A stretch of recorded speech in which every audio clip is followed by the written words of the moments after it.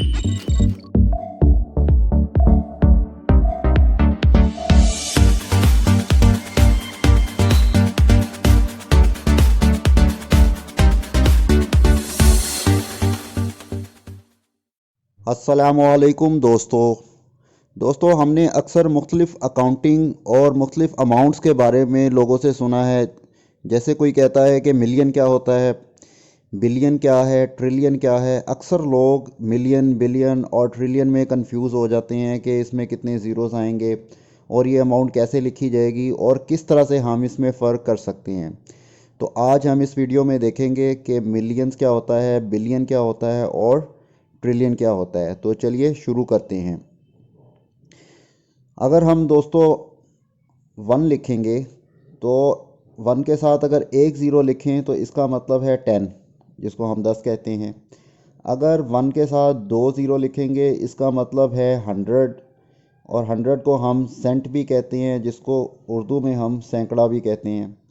इसी तरह से अगर हम 1 के साथ 3 ज़ीरो लगाएं तो ये 1000 बन जाता है, और 1000 को हम 1 के भी कहते हैं। के से मुराद अगर 3 ज़ीरोस।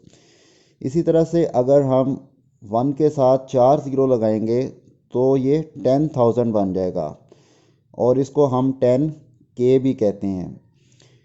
अगर हम 1 के साथ 5 ज़ीरो लगाएंगे तो ये 1,00,000 बन जाएगा, जिसको हम 100 के भी कहते हैं। अगर हम 1 के साथ 6 ज़ीरो लगाएंगे तो ये 10 लाख बन जाता है, जिसको हम 1 मिलियन भी कहते हैं। यानी 1 मिलियन 10 लाख के बराबर है। 1 के साथ 6 ज़ीरोज़ आए। अगर हम 1 के साथ 7 ज़ीरो लगाएं तो ये 1 करोड़ बन जाता है, जिसको हम 10 मिलियन कहते हैं। अगर हम 1 के साथ 8 ज़ीरो लगाएं तो ये 10 करोड़ बन जाता है, जिसको हम 100 मिलियंस भी कहते हैं।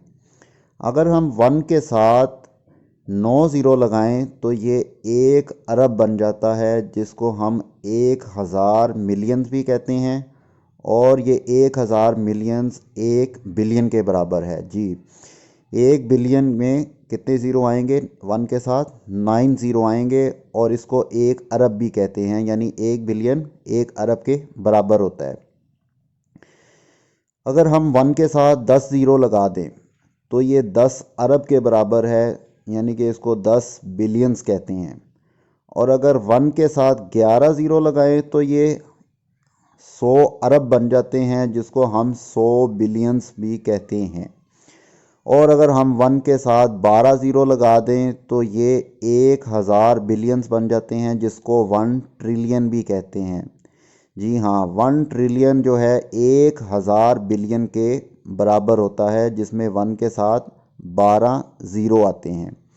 अब इन तमाम टर्म्स को हम एक टेबल की शक्ल में देखते हैं, और इसमें आप देख सकते हैं कि किस तरह से हमने 1 के साथ ज़ीरो ऐड करते जाएंगे तो वो अमाउंट, वो नंबर चेंज होता जाएगा। दोस्तों, उम्मीद है कि ये वीडियो देखने के बाद आप आसानी के साथ मिलियंस, बिलियंस और ट्रिलियन में फ़र्क कर सकते हैं, और इसे आसानी से समझ सकते हैं, पढ़ सकते हैं और लिख सकते हैं।